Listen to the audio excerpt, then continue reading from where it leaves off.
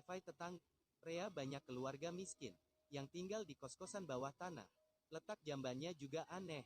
Demi wifi tetangga, dua bersaudara ini duduk di dekat jamban. Perilaku mereka seperti parasit. Keluarga mereka hanya bekerja serabutan, yaitu melipat kotak pizza. Penghasilan mereka sangat kecil. Saat ada penyemprotan hama dari pemerintah, Kiwo ingin menutup jendela, tapi ayahnya melarangnya. Sekalian juga supaya rumah kita bersih. Sekeluarga batuk-batuk demi obat serangga gratis. Nyawa taruhannya, tapi masih ada yang lebih parah. Setelah bersusah payah, akhirnya mereka gajian. Mereka makan malam bersama. Tapi, sangat melihat keluar, ada satu pria yang melepas celana dan mau pipis di sana. Kijung minta ayahnya mengusirnya. Tapi, ayahnya acuh tak acuh. Tidak usah membesar-besarkan masalah. Takutnya nanti malah repot. Hari ini, Kiwo ditawari pekerjaan oleh temannya, yaitu jadi guru privat bahasa Inggris. Kijung tahu hal itu, dan membuatkan Kiwo ijazah palsu. Lalu, Kiwo memakai jas, dan pergi ke rumah bosnya itu. Rumahnya sangat mewah. Selain taman yang luas, juga ada sprinkler dan arena golf. Rumah ini sangat jauh berbeda dengan rumah yang ditinggalinya. Tuan rumahnya adalah bos software terkenal bernama Park. Yang mewawancarai Kiwo adalah istrinya Choi. Choi bilang, kalau ia ingin melihat cara Kiwo mengajar, baru akan mempekerjakannya. Pasti kamu mengira Kiwo tidak bisa mengajar karena latar belakangnya. Siapa sangka, Kiwo sangat hebat. Saat mengajar, tiba-tiba ia memegang tangan putrinya. Choi kaget dan menegakkan badannya. Tapi, Kiwo berkata dengan tenang, "Dahye, denyut nadimu sangat cepat. Kamu harus tenang. Kalau sekarang ujian, maka kamu akan terhambat." Setelahnya, Kiwo meletakkan tangan Dahye lagi. Setelah sesi mengajar, Choi membayar Kiwo dengan mahal. Anak lelaki bungsu mereka turun ke bawah. Ia tampak sangat nakal dan kurang ajar. Tapi, Choi bilang kalau anak lelakinya itu punya bakat seni.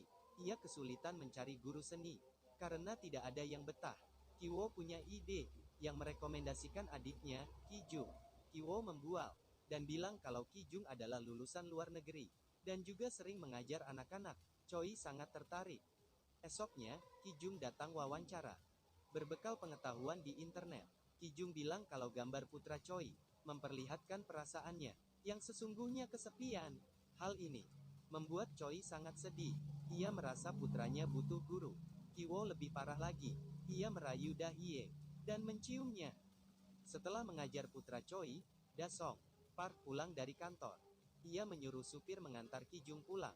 Di mobil, Kijung sengaja melepas celana dalamnya. Park menemukannya dan menyuruh Choi memecat supirnya itu. Kijung lalu merekomendasikan supir kepada Choi. Benar saja, itu ayahnya. Supaya ayahnya sukses wawancara, mereka pergi ke showroom mobil dan mencoba mobil mewah yang serupa dengan mobil Park untuk jaga-jaga. Benar saja, saat hari wawancara, Kim menyetir dengan stabil. Bahkan, kopi di tangan Park tidak tumpah setitik pun. Kim pun lolos wawancara dan menjadi supir pribadi Park. Sekarang, di rumah Park hanya sisa satu posisi, yaitu pembantu wanita. Bibi ini sudah bekerja di rumah Park bertahun-tahun. Pasti sangat sulit untuk mengusirnya. Tapi, Dahye memberitahu Kiwo kalau bibinya alergi persik. Jadi, Kiwo dan Kijung mengumpulkan serbuk persik. Saat bibi sedang sibuk, Kijung menaburkannya, sehingga bibi batuk-batuk. Setelah itu, Kim meletakkan tisu yang dilumuri saus cabai ke tong sampah. Choi khawatir bibi menderita TBC, dan langsung memecatnya. Kim lalu merekomendasikan istrinya, Chung. Akhirnya, mereka sekeluarga bekerja di keluarga Park, tapi berpura-pura tak saling kenal. Benar-benar parasit sejati. Tak lama, keluarga Park pergi berkemah untuk merayakan ultah putranya. Rumah itu kosong. Parasit mulai kurang ajar. Mereka menikmati semua fasilitas dan berleha-leha di rumah. Mereka sekeluarga makan bersama sambil tertawa cekikikan, seperti seolah-olah mereka pemilik rumah. Mereka tidur di kasur empuk dan berendam di bak mandi mahal. Tapi kebahagiaan tak berlangsung lama. Bunyi bel di pintu merusak semuanya. Ternyata itu adalah bibi yang dipecat. Ia bilang kalau lupa mengambil barang. Chung mempersilakannya masuk. Chung kaget saat bibi membuka pintu rahasia dan memanggil suaminya sambil berlari turun. Choi mengikutinya dan menemukan ruang rahasia. Ternyata suami bibi bersembunyi di sini karena terlilit utang. Ia sudah di sini 4 tahun. Nasib Bibi sama dengan mereka. Mereka hidup susah dan tertekan. Tapi, Chung tak kasihan.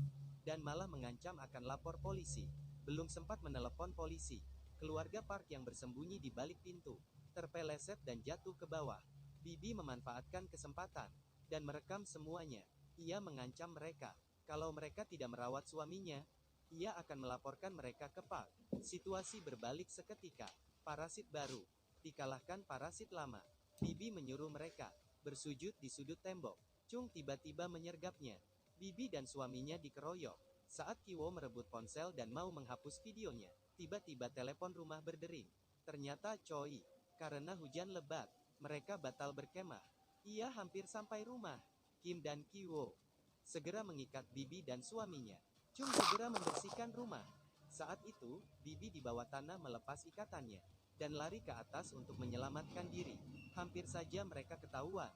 Chung segera menendangnya. Bibi terguling ke bawah dan tewas terbentur tembok.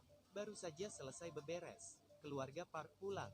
Mereka bertiga belum sempat lari dan sembunyi di kolong sofa.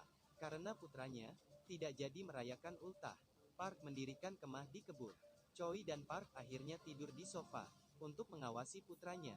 Tengah malamnya, mereka bertiga lari di jalan pulang. Kita bisa melihat alasan film ini menang banyak penghargaan. Pengaturan kameranya sangat bagus. Karena jalan pulang mereka terus turun dan turun lagi. Masih turun dan turun lagi. Sesampainya di rumah mereka sudah terendam banjir. Jamban mereka yang tinggi juga meluapkan kotoran. Untuk menyumbatnya, Kijung terpaksa duduk di atasnya. Ia lalu merokok. Meski mereka pandai berbohong, tapi selamanya nasib mereka akan tetap sama. Mereka sekeluarga terpaksa tidur di pengungsian. Esoknya, Choi mengadakan pesta ulang tahun untuk mengganti acara kemah yang gagal. Ia juga mengundang keluarga Kim. Kiwo yang sudah merasakan enaknya jadi orang kaya, punya pikiran nekat. Ia mengambil sebongkah batu dari tas untuk membunuh suami Bibi. Dengan begitu, tak akan ada yang mengganggu mereka lagi. Tapi, suami Bibi bukanlah tandingannya.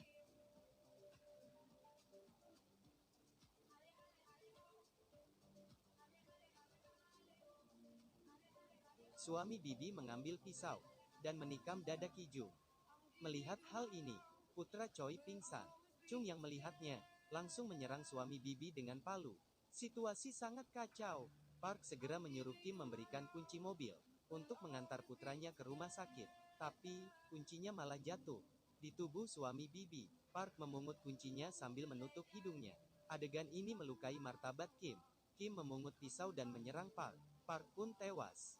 Kijung juga meninggal kehabisan darah. Chung dan Kiwo di penjara. Kim menggantikan posisi suami Bibi untuk menghindari hukuman dan menjadi parasit baru. Akhirnya, Kiwo bermimpi. Ia lulus universitas dan membeli rumah Park dan menjemput ayahnya menuju kebebasan. Film Parasite ini memberitahu kita supaya jangan jadi orang malas. Keluarga ini kalau bisa memanfaatkan potensinya dan berusaha dengan keras, pasti bisa memperbaiki nasib. Apakah kamu sekarang sudah menyiapkan rencana masa depan? Ini adalah teknik memotong tingkat dewa.